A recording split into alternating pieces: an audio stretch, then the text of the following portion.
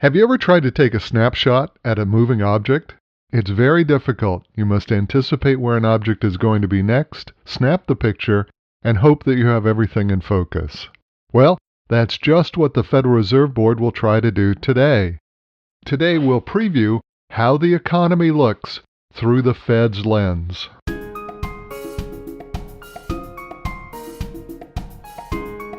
Welcome, it's Wednesday, March 21st, and this is Value Side. I'm your host, David Ravel. Well, today the Federal Reserve Board will make two announcements at 2 p.m. Eastern Time. They will announce any change in the short-term interest rate. Here, nearly everyone expects them to raise the Fed funds rate 0.25% to 1.75%. No surprises expected here. At the same time, the new chairman of the Fed, Jerome Powell, will present his prepared remarks. In this, he will no doubt give some of the reasons why the Fed has elected to continue their policy of rate hikes. It will be the first hike in rates for Chairman Powell after 5 rate hikes under Janet Yellen.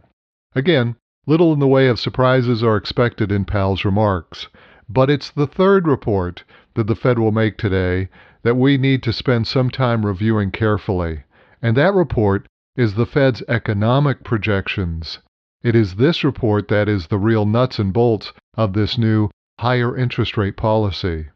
In this part of their presentation will be the data and statistics that have led them on the path they've chosen.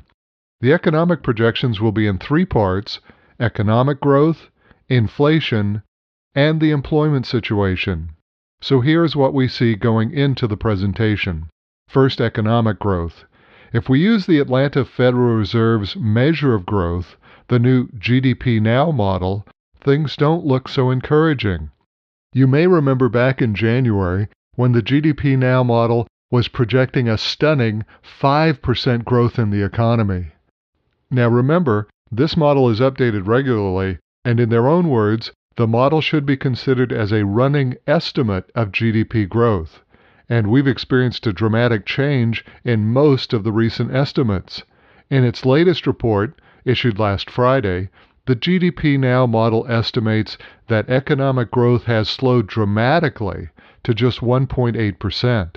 If this is anywhere close to the real numbers, it's hard to see the justification for higher rates here. Next, let's look at inflation.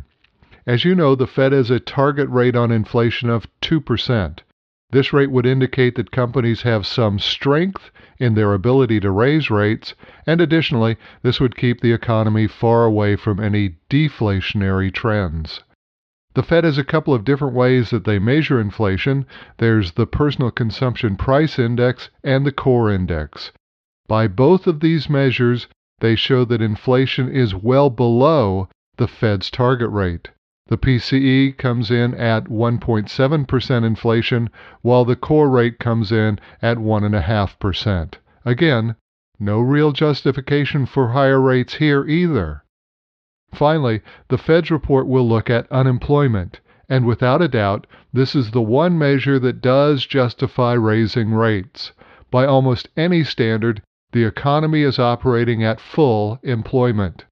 With the current unemployment rate of 4%, this objective has been achieved and would be a reason to raise rates. However, from my point of view, the other two measures, that of GDP and inflation, more than offset the unemployment rate for a reason to raise rates. So count me, along with Fed members Evans and Kashkari, as rate hike skeptics. We'll all get to see this afternoon at about 2 o'clock how things stand. Now on the economic calendar, it's a very big day, beginning early this morning with a couple of real estate reports. First, mortgage applications will be announced at 7 this morning, followed by existing home sales at 10. In between at 8:30 will be the current account.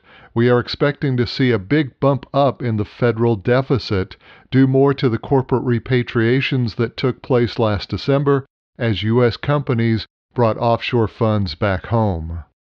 And then the big show begins at 2 o'clock this afternoon. It's the Federal Reserve front and center, with an interest rate announcement, the economic projections, and the Fed chairman's remarks.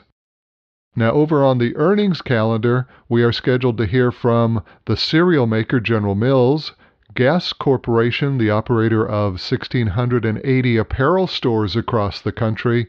Also, the textbook publisher Scholastic will report.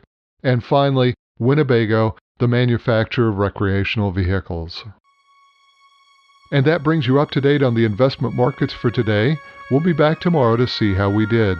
This has been a copyrighted edition of Value Side, published before the opening of the New York Stock Exchange for Tuesday, March 21st. Don't forget, you can hear Value Side on Google Music, SoundCloud, iHeartRadio, iTunes, and now on YouTube. For all of us at Value Side, I'm David Ravel, hoping you have a great day.